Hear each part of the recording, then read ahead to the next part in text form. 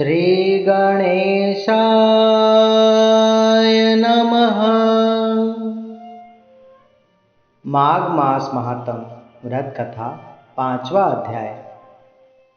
श्री दत्तात्रेय जी महाराज कहते हैं कि हे राजन, मैं तुम्हें इसी बाबत एक इतिहास कहता हूँ, तुम ध्यान पूर्वक सुनो। भृगुवंश में ऋषिका नाम की एक ब्राह्मणी का जन्म हुआ था, परंतु देव योग से वह कन्या बाल्यावस्था में ही विधवा हो गई थी और वह अपना जीवन यापन करने के लिए विंध्याचल पर्वत के रेवा नदी के तट पर जाकर तपस्या करने लगी।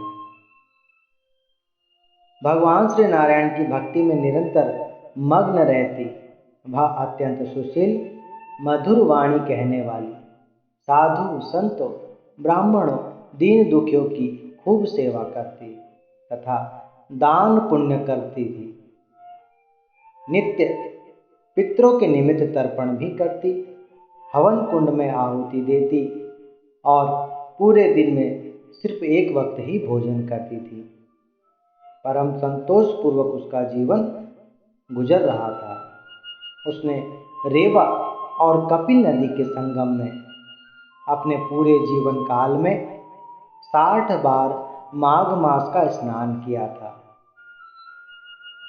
एक समय अत्यंत ठंड के दिन थे और उस ठंडी के मौसम में वह प्रातःकाल उठकर नदी में स्नान करने गई, परंतु वह तपस्या करने के कारण अत्यंत निर्बल हो गई थी, जिस कारण वह ठंड बिल्कुल बर्दाश्त नहीं कर पाई और उसने स्नान करते हुए प्रातःकाल अपने प्राण त्याग दिए और संयोगवश वह महीना पवित्र माघ मास का ही था।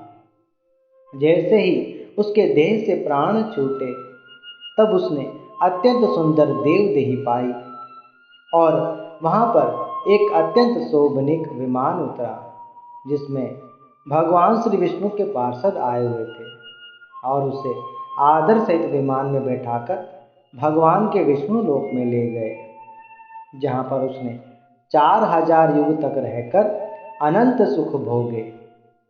यह बात पूरी करके श्री दत्तात्रेय जी महाराज बोले, हे राजन, उस काल में इस पवित्र पृथ्वी पर 2 दैत्य राक्षस पैदा हुए, जिसमें एक का नाम सुंद था और दूसरे का नाम उपसुंद था। इन दोनों दैत्यों ने सारी पृथ्वी को बड़ा दुखी और परेशान कर रखा था। वे राक्षस देवता, ऋषि मुनियों और भगवान के भक्तों को अत्यंत पीड़ा देते थे।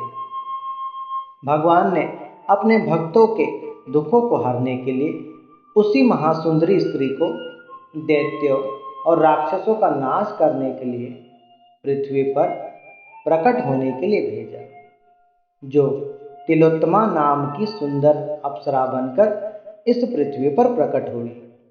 उसका रूप, उसका सौंदर्य देखकर ब्रह्मा जी भी चकित हो गए।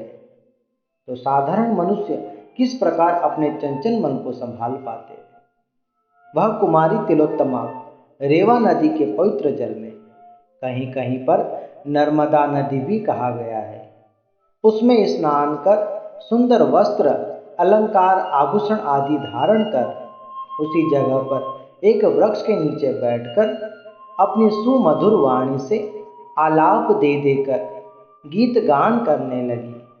उसी समय सुंद और उपसुंद के सैनिक भ्रमण पर निकले हुए थे, जो तिलोत्तमा की मधुर वाणी सुनकर वहां पर आए और उसके चंद्रमा के समान सुंदर रूप को देखकर अत्यंत आश्चर्यचकित होने लगे और वे शीघ्र दौड़कर दैत्यराज सुंद और उपसुंद के पास जाकर उस सुंदरी के रूप और सौंदर्य की शोभा का वर्णन करने लगे कि हे दैत्यराज, हमने आज तक अपने जीवन में इतनी सुंदर स्त्री कभी नहीं देखी, जो कामदेव को भी लज्जित करने वाली हो। उसके मुख की शोभा देखकर हमसे रहा नहीं गया, इसलिए हम सीधे दौड़कर आपके पास चले आए, क्योंकि वह सुंदरी तो आपके ही लायक है। इसलिए आप भी चलकर उसे जरूर देखें। उस समय वे दोनों दैत्य मदिरा पान करने में बड़े मग्न थे, और जब सुंदर स्त्री की इतनी महिमा सुनी तो उनके हृदय में काम वासना जागृत हो गई, और वे मदिरा पान छोड़कर उस स्त्री को देखने की लालसा लिए वहां से चलकर रेवा नदी के तट पर आ गए, जहां वह सुंदरी तिलोत्तमा बैठी हुई थी। और जैसे ही उन दोनों दैत्यों ने उस सुंदर स्त्री को देखा तो वे मोहित हो गए, और उनका मन उसको पाने की कामना करने लगा। तब सुंद बोला कि यह सुंदरी मेरी ही पत्नी बनेगी। यह बात सुनकर उपसुंद बोला, नहीं, यह मृगनयनी तो मेरी पत्नी बनेगी। इन दोनों की आपस में वार्तालाप बढ़ने लगी। एक तो पहले ही उनको मदिरा का नशा चढ़ा हुआ था, और ऊपर से उस सुंदरी को पाने का नशा और उन पर चढ़ गया। तब वे दोनों आपस में जोर जोर से विवाद करने लगे। एक सुंदर स्त्री को पाने की कामना ने उन दोनों को अंधा बना दिया, और उनका विवाद एक बड़े भयानक युद्ध में बदल गया। इस प्रकार वे दोनों आपस में ही युद्ध करते हुए लड़ झगड़ कर मर गए। जब उन दैत्यों की सेना ने सुना कि उनके दोनों दैत्यराज मर गए हैं, तो उनकी सेना ने बड़ा हाहाकार मचाया और वे कोलाहल करने लग गए। तब तिलोत्तमा काल रात्रि के समान उन सभी दुष्टों पर टूट पड़ी और उन्हें पर्वत से गिराती हुई 10 दिशाओं में फेंकने लगी और उन सभी का नाश कर दिया। फिर देव कार्य सिद्ध करके आकाश मार्ग से होते हुए वह ब्रह्मलोक में पहुंच गई। तब श्री ब्रह्मा जी ने कहा कि हे चंद्रवदनी, मैं तुम्हारे इस कार्य से अत्यंत प्रसन्न हूँ, इसलिए मैं तुम्हें वरदान देता हूँ कि तुम सदा भगवान सूर्य देव के रथ में निवास करो। जब तक सूर्य मंडल स्थित रहेगा तब तक तुम वहीं रहकर निवास करो और अनेकों प्रकार के सुख भोगो।